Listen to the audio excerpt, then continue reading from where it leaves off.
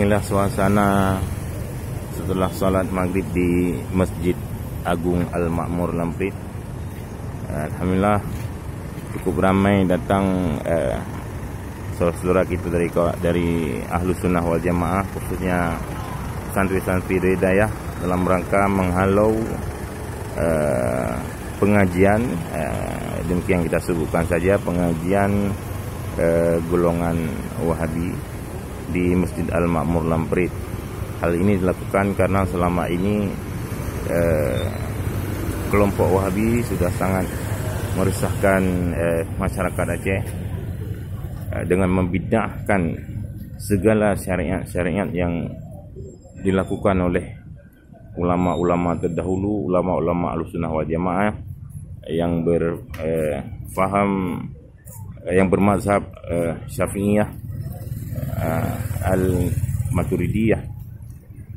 Jadi malamnya kelompok Wahabi dina pegat lom pengajian pasca keributan yang terjadi di Masjid Al-Fitrah Ketapang. Hal ini sebabkan karena pihak pemerintah melalui MPU dan pihak kepolisian telah melarang kegiatan-kegiatan keagamaan yang dilakukan oleh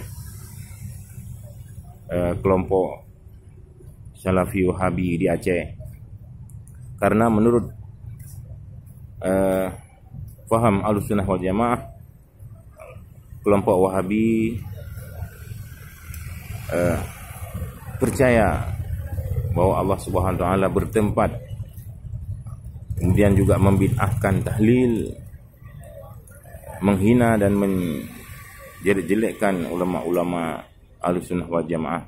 Hal inilah yang membuat rakyat Aceh berang, karena mereka cenderung menyerang Ahlussunnah wal Jamaah baik secara langsung melalui pengajian-pengajian yang mereka lakukan, maupun secara broadcasting melalui video-video yang mereka sebarkan melalui media sosial.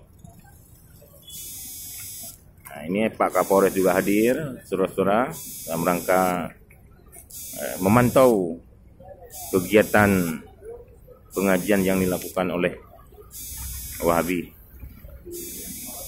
Alhamdulillah, ratusan masyarakat Aceh turun dalam rangka menghalau kegiatan Wahabi ini.